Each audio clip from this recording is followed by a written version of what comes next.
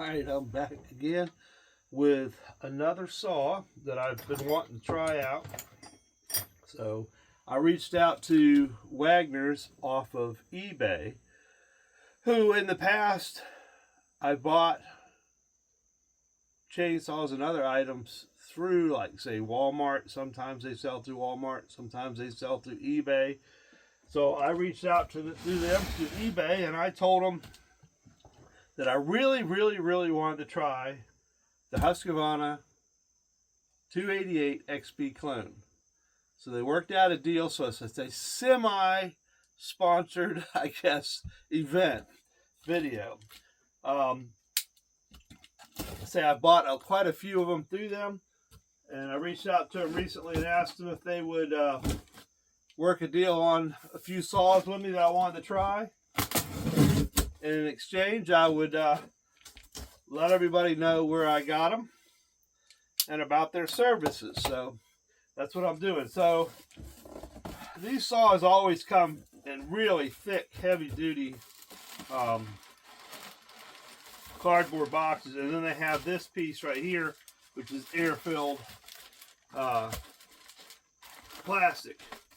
So we don't need these.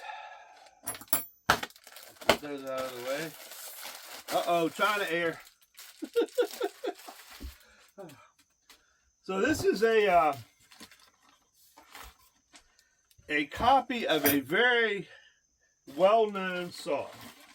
I know a lot of people in the logging industry that I had worked with, being I was more into the steels, but they had Husqvarnas and they loved their Husqvarnas. So I was like, I want to try one because the CCs, I got everything falling around here. Come on, Shane. So get the box out of the way. So some of you may have guessed what saw it is. So recently I got the 395. And I guess this is its younger brother, not younger, but smaller brother. And the CCs are right around 87 CCs.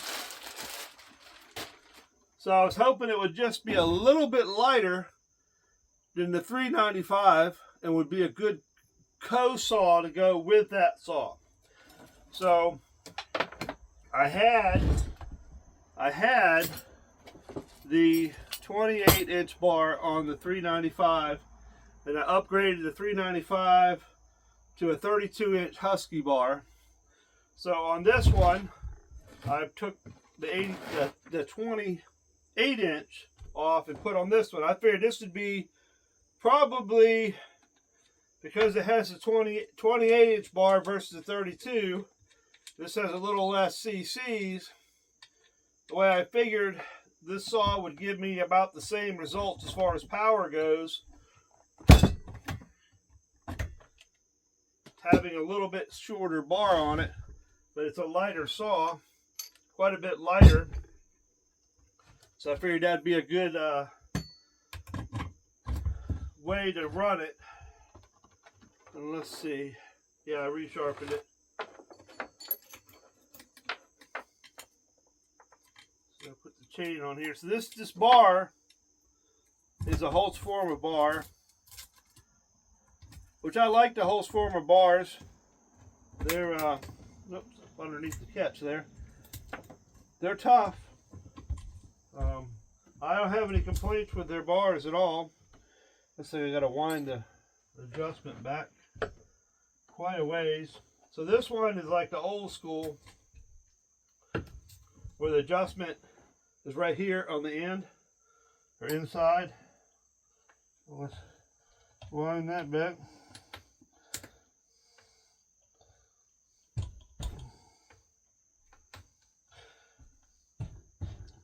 It's a little stiff at first. Boy, it's got to go way back.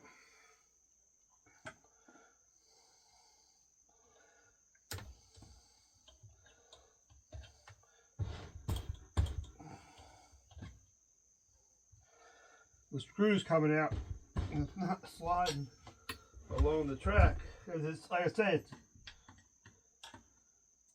You just get some oil on it, then that won't be an issue. Almost there. What I don't want to do is go slam my arm back and catch one of those teeth. Then I'll have a nice cut on my arm. Because the chain is nice and sharp. That grinder does a good job. Alright. So let's put the cover back on. Let's put some fuel in it. No oil in it. Start it up. Then we're going to have to come back and adjust the bar again because it always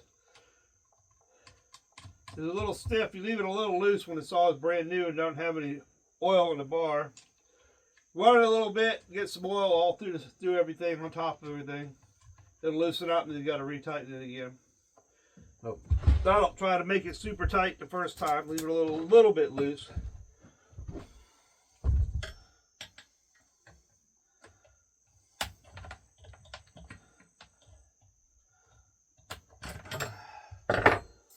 That's like a lot loose.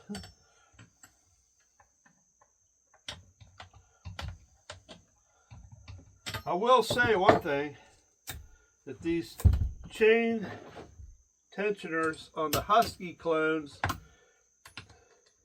seem to work really smoothly. It seems like they work better than on the steel clones. Steel clones are a little rough at first when you first try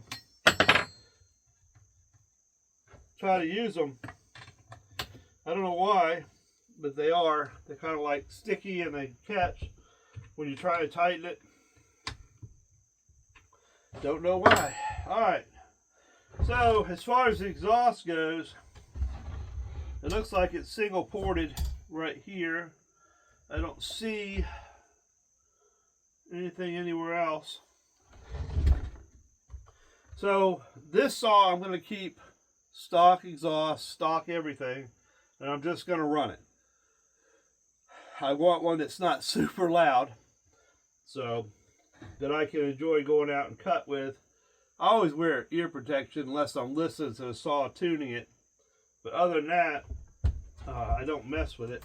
So one thing I am going to get,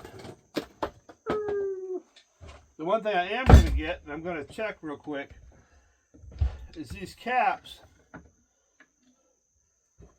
are the screw-in type, which so are the other cap, but the flip-top caps should fit this saw just like I have on the 395. I upgraded the 372 with the flip caps. So I didn't order extra set, I don't think. I knew I was getting this saw. Did I order extra set?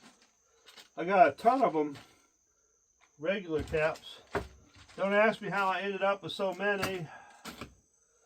Alright, so I ordered a set of flip caps for it. So, like I said, I'm not going to port this one. I'm not going to do muffler mod. I'm not going to do anything. I'm just going to run it bone stock. So I run steel 2-stroke bar oil. It's 50 to 1. And it does well on top of my bench here, it looks like. So I know some people say to run them a little rich at first, which the saw is already set rich. And now got me a gas nightmare here. Stop that. Pay attention, I'm talking. Alright, we'll just wipe it off a little bit. As long as I didn't get any in my coffee, I'm okay with that. It's right there. Alright.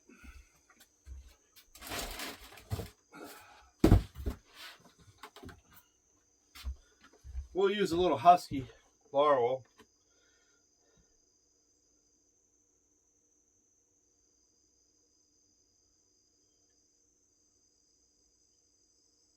Nice big reservoir for the oil. I do like that. The bar oil holds quite a bit. There we go. I didn't overfill it too much. I overfilled it a little bit. It's early in the morning. Just trying to wake up, get started. I have a few trees, oak trees I got to deal with this morning. And I figured, well, what good way to break in this saw. So there is one thing. I'm running 50 to 1. And sometimes I'll keep a little extra small bottle around. What I'll do, because it's like the break-in, I know some of y'all might say, oh man, you don't know how much you're putting in there. Well, I just kind of guess. We'll just run it a little extra rich at first, because they recommend you run it a little rich at first until it breaks in. So that ought to be good enough. I'll just mix that oil into that gas. We'll take it outside and fire it up here in a second. It does have the decomp here. It looks like it's already pressed in. So, being this is a little bit older model, taking the top off, you have to have a screwdriver. Unlike on the newer models, you have to have, the clips come off. So, these clips pop off, so it's easy access to the air filter. And boy, that saw definitely feels quite a bit heavier. In the description, I always put information about the item in there, and usually links to purchase it or whichever. So I'll put in there a comparison between this one, the weight, the cc's, and everything compared to, like, say, the 395 versus the 372. So what I like about this saw is kind of like the difference between the 444, or the steel 440, and the 446. There's just another 5 or 6 horsepower or cc's more. Not horsepower, 4 or 5 cc's more. So the theory with this is a little bit shorter bar. It's a lighter saw, but I still have a good bar to engine power ratio. So this should actually be a better ratio than between the 440 and 460. And then I'll have to do a comparison as far as the weight goes between the 460 and this saw.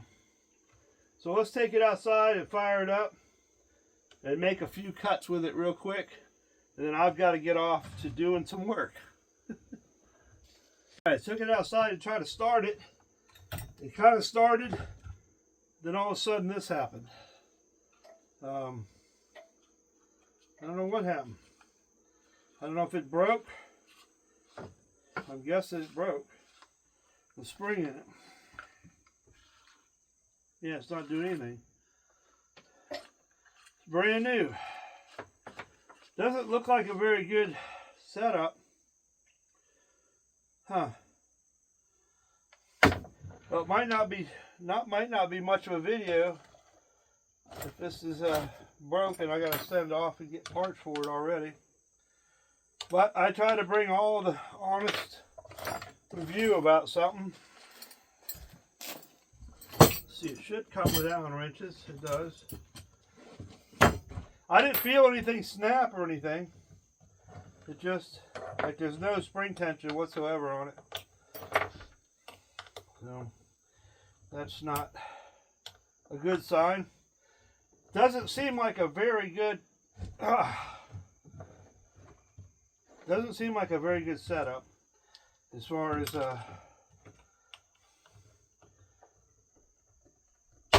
quality goes. Man, I think it's like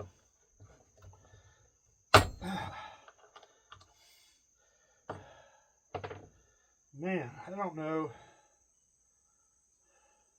I don't know if this is Torx or I'm not sure what's going on, to be honest with you. switch my binoculars. Alright. I already had my readers on. That's why everything looks small. Huh. Doesn't want to seem like it. Seems like it fit in there. It's just rounding off in there. So thought maybe the spring. I'd say the spring is broke. The spring is sprung. So I'm gonna have to get a hold of them and order a new one. Should I just go with OEM and just get an OEM cap for it? Y'all can leave the comments.